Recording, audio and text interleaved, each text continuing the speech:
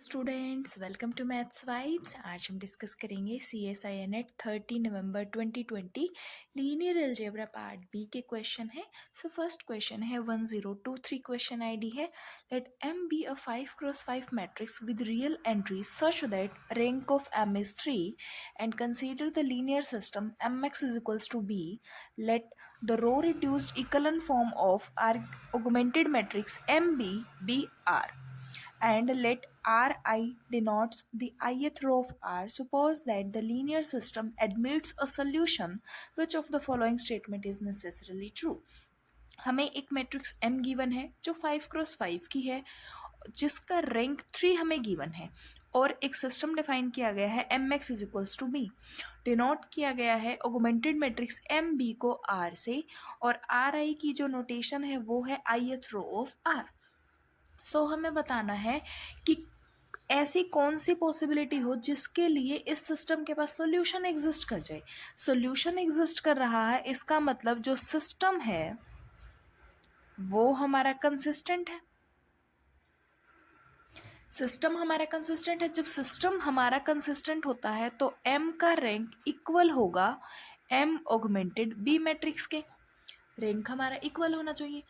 अब जब भी हम M ऑगमेंटेड B मैट्रिक्स को रो रिड्यूस्ड इक्वलन फॉर्म में चेंज करेंगे तो R की हमारी फॉर्म होनी चाहिए 1 0 0 star star 0 1 0 star star 0 0 1।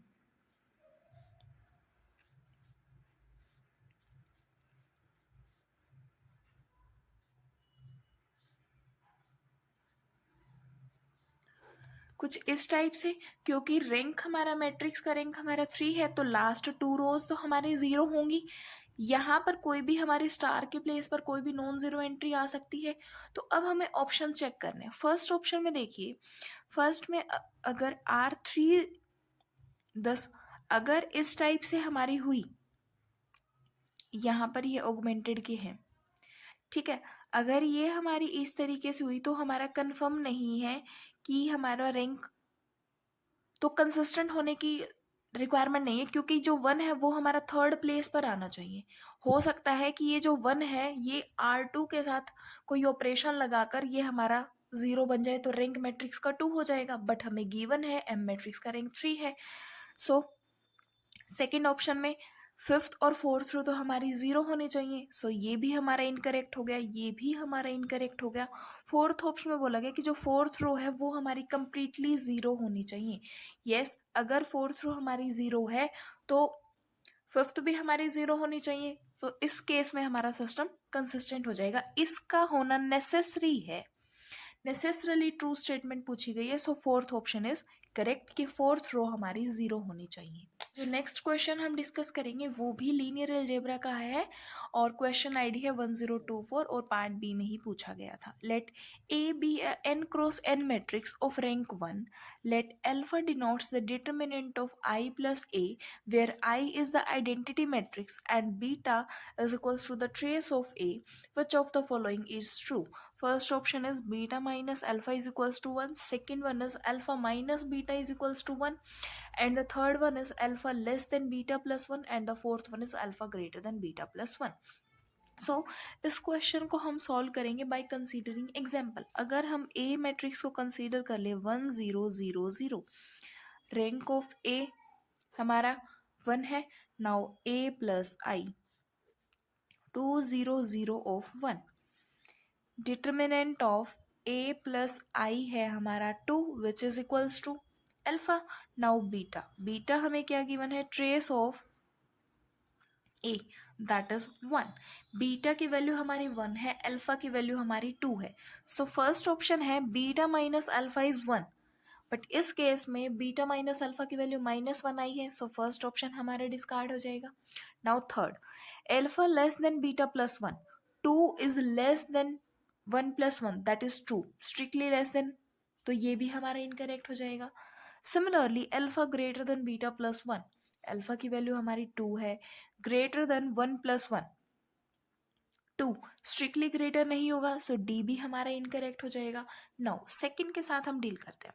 Second में क्या बोला गया, सबसे पहले हमें मैट्रिक्स देखना है कि मैट्रिक्स में हमें बोला गया कि ए मैट्रिक्स है जिसका रैंक 1 है। इसका मतलब कि जो ए मैट्रिक्स है उसके पास एक नॉन जीरो आइगन वैल्यू होगी। Rank of A is 1, this implies that there exists one non zero eigen value. एक non zero eigen value exist करेगी, से लैम्डा। हमने लिखा आइगन वैल्यूज ऑफ ए के आइगन वैल्यूज हैं लैम्डा 0 0 एंड 0। 0 हो रहा है हमारा n-1 times.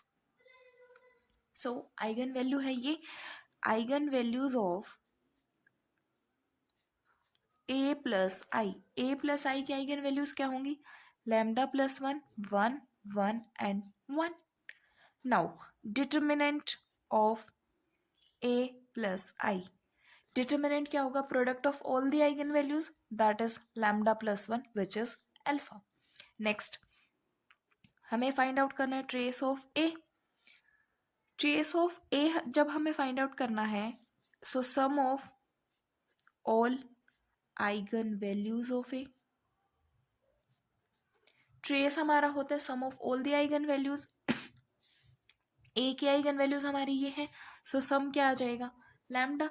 This implies that beta is equals to lambda. Alpha है हमारे पास लैम्डा प्लस 1 एंड लैम्डा की वैल्यू है beta, that is alpha is equals to beta plus 1।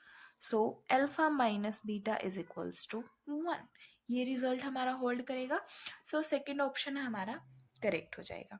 अगर आपको वीडियो पसंद आई हो लाइक करें, शेयर करें और अगर अब तक चैनल को सब्सक्राइब नहीं किया है तो सब्सक्राइब करें। Thank you.